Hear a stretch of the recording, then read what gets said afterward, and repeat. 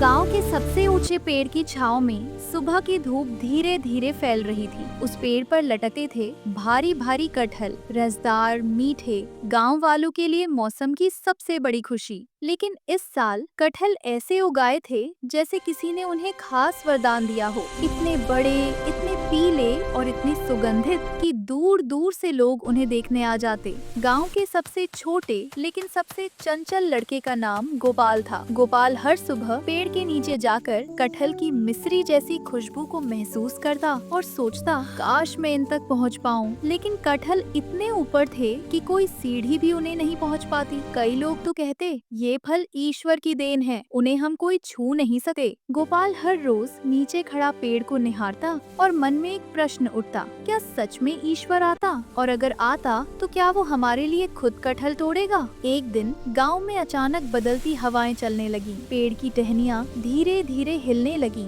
जैसे किसी के कदमों की आवाज पेड़ के आसपास गूंज रही हो। गोपाल चौंका और पेड़ की ओर देखा। तभी उसने देखा एक परछाई, बिल्कुल मनुष्य जैसी लेकिन चमकदार सी, धीरे धीरे पेड़ की ओर बढ़ती हुई। गोपाल का दिल तेज दौड़ने लगा। वो सोचने लगा, क्या ये सच में कोई इंसान है या कोई सपना? परछाई जैसे जैसे पास आई, गोपाल ने महसूस किया कि ये इंसान जैसा लगता है, पर उसकी आंखों में एक शांत सी स्नेहिल चमक थी। वो बिना किसी सीढ़ी के बिल्कुल सहज तरीके से पेड़ पर चढ़ने लगा। गोपाल की सांस थम सी गई। उसके मन में सवाल था, क्या ये सच में कोई असली इंसान है? पर वो व्यक्ति बिना बोले ऊपर चढ़ गया और सबसे ऊंचे कटहल को धीरे से पकड़ा। उसकी हरकत शांत थी, दयालु थी, मानो किसी ने उससे कहा हो कि वो सिर्फ खुशी बांटने आया है। फिर उसने कटहल को फैलती शाखाओं से तोड़ा और जैसे ही वो नीचे उतरा, गांव वालों की आवाजें गूंजी, ये कौन है, किस लिए आया है? लेकिन वो मुस्कुराता रहा और धीरे धीरे व्यग्र भीड़ में से